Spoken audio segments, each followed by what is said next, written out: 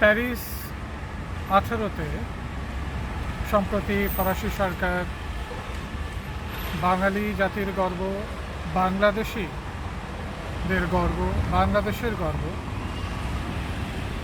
অধ্যাপক ডক্টর মোহাম্মদ ইউনূসের নামে একটি চত্বরের নামকরণ করেছে।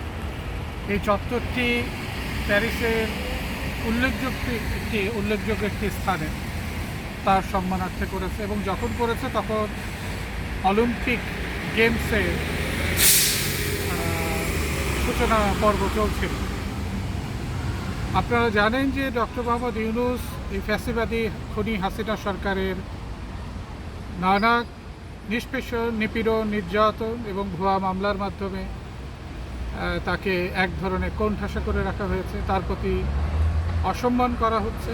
এর প্রধান কারণ বাংলাদেশে গণতন্ত্র নেই এবং যিনি 1971 সালে স্বাধীনতা যুদ্ধের প্রেক্ষাপট থেকে যে দেশ গঠিত হয়েছে, সেই দেশের প্রধানতম নেতার কন্যা শেখ হাসিনা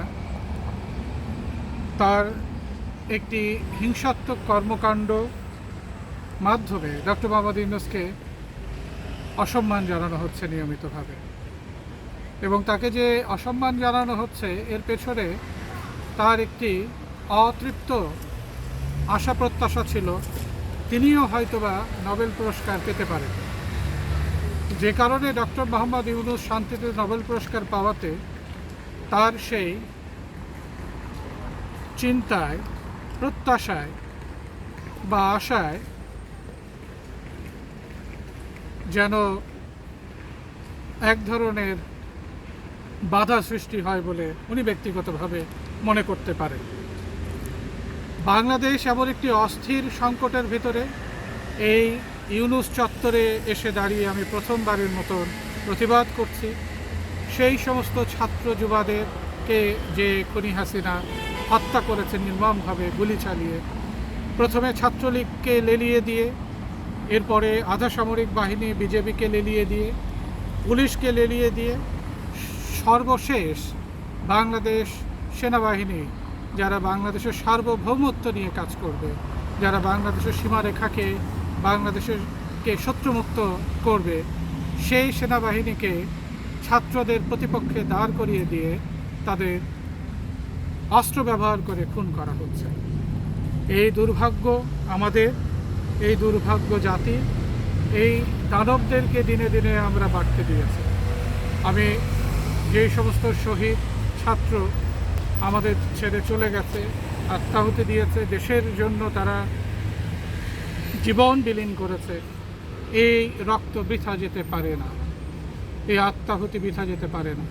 এটি শুধুমাত্র একটি শোক প্রকাশের মাধ্যমে কিংবা আমরা নিয়মিত প্রতিবাদ আয়োজনের মাধ্যমে না, বরং আমরা দাবি করি বিশেষ ট্রাইব্যুনালে এই খুনি হাসিনার দলবলকে বিচারের আওতায় নিয়ে আসতে হবে।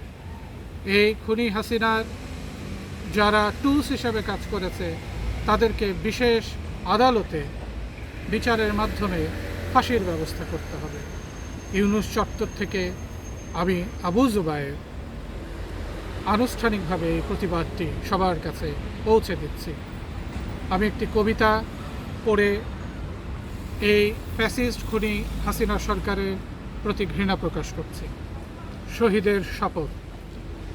স্বাধীনতার সূর্য পশ্চিমে হারানোর আগেই শহীদের রক্তের রং দেখো আকাশ ছুঁয়ে ফেলেছে। এই ভূমির মাটি মেখে স্বাধীনতার স্বপ্ন দেখেছিলাম, সেখানেই আজ সকল স্বপ্নকে খুন হতে দেখছি। হাসিনা, তুমি যে ছায়ার অন্ধকারে ঘোরের মধ্যে আছো, যেখানে শহীদের রক্তের মূল্য পলিথিনে ঢাকা, ইতিহাসের প্রতি এমন নির্মম আচরণ করলে সেখানে মুক্তির পাথেয় হবে সকল খুনের বিচার। চোরের কণ্ঠে শোনা যাচ্ছে শোকের গান, শালিকের সুরে ভেসে আসে বেদনার কোলাহল।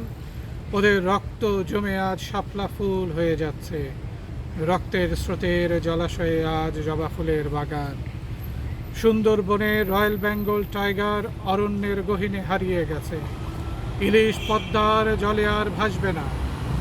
সীমানা আজ নিয়ে যাবে কাল শহর। আমরা দাঁড়াবো যুদ্ধের মঞ্চে, শহীদের রক্তের মূল্য চোকাবো, মুক্তির জন্য জ্বলন্ত অগ্নিশিখা ছড়াবো। অন্যায়ের অন্ধকারে নতুন ভোরের সূচনা করব, নইলে চোরয়ের কান্নার হারাবে স্বাধীনতার গান।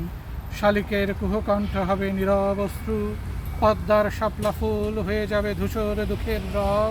সুন্দরবনের রয়্যাল বেঙ্গল টাইগার কেবলই স্মৃতিতে রবে। আমরা জেগে উঠব, নতুন মুক্তিযুদ্ধ হবে, শহীদের আত্মত্যাগ হবে মুক্তির শপথ। অগ্নিকার করছি, নিজেকে প্রস্তুত করছি, অন্যায়ের অন্ধকারে বেছে নেব যুদ্ধের পথ। ধন্যবাদ।